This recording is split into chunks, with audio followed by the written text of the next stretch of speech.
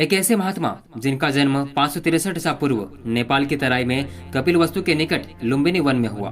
उनके पिता शुद्धोधन कपिलवस्तु के साक्यगण के प्रधान थे। उनकी माता माया कौशल राजवंश की राजकुमारी थी। मैं बात कर रहा हूँ महात्मा बुद्ध के बारे में। बुद्ध के जन्म होने के 7 दिन के बाद उनकी माता का देहांत हो गया।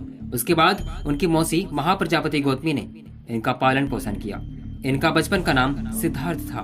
सिद्धार्थ बचपन से ही बहुत चिंतनशील स्वभाव के थे। एकांत में बैठकर वे जीवन मरण, सुख दुख आदि विषयों पर गंभीरता पूर्वक विचार किया करते थे। इस प्रकार संसारिक जीवन से विरक्त होते देख उनके पिता ने 16 वर्ष की अल्पायु में उनका विवाह एक अत्यंत रूपवती राजकुमारी यशोधरा के साथ करा दिया। उनसे राहुल नामक एक पुत्र जन्म हुआ, परंतु सिद्धार्थ सांसारिक सुखों से वास्तविक संतोष न पा सके। मानव जीवन के 4 दृश्यों ने सिद्धार्थ के चिंतन को बहुत प्रभावित किया। उन्होंने वृद्ध, व्याधिग्रस्त, मनुष्य, मृतक तथा सन्यासी को देखा। उनका हृदय मानवता को दुख में फंसा देखकर अत्यधिक खिन्न हो उठा। गंभीर सांसारिक समस्याओं ने उनके जीवन का मार्ग बदल दिया। इन समस्याओं के समाधान के लिए 29 वर्ष की आयु में उन्होंने अपनी पत्नी और पुत्र राहुल को सोते छोड़कर गृह त्याग किया। इस घटना को महाभिनिष्क्रमण कहा जाता है। इसके पश्चात ज्ञान की खोज में कई वर्षों तक वे भटकते रहे।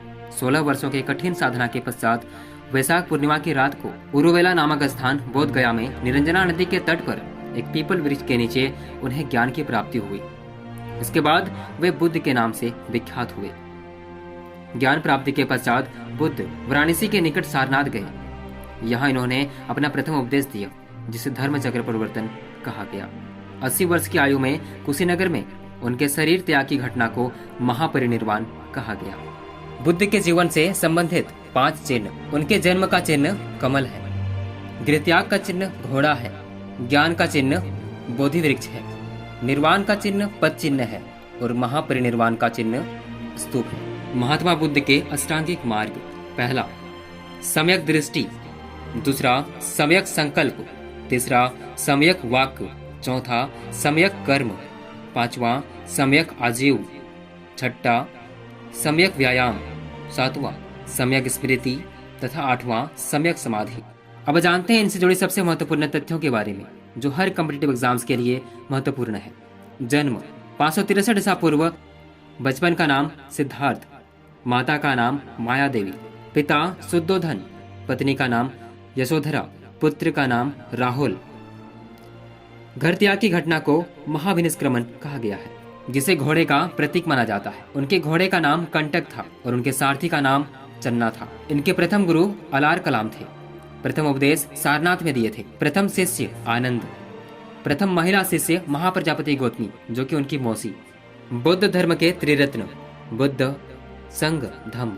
अब बात करते हैं बौद्ध संगतियों की, जो सबसे महत्वपूर्ण है।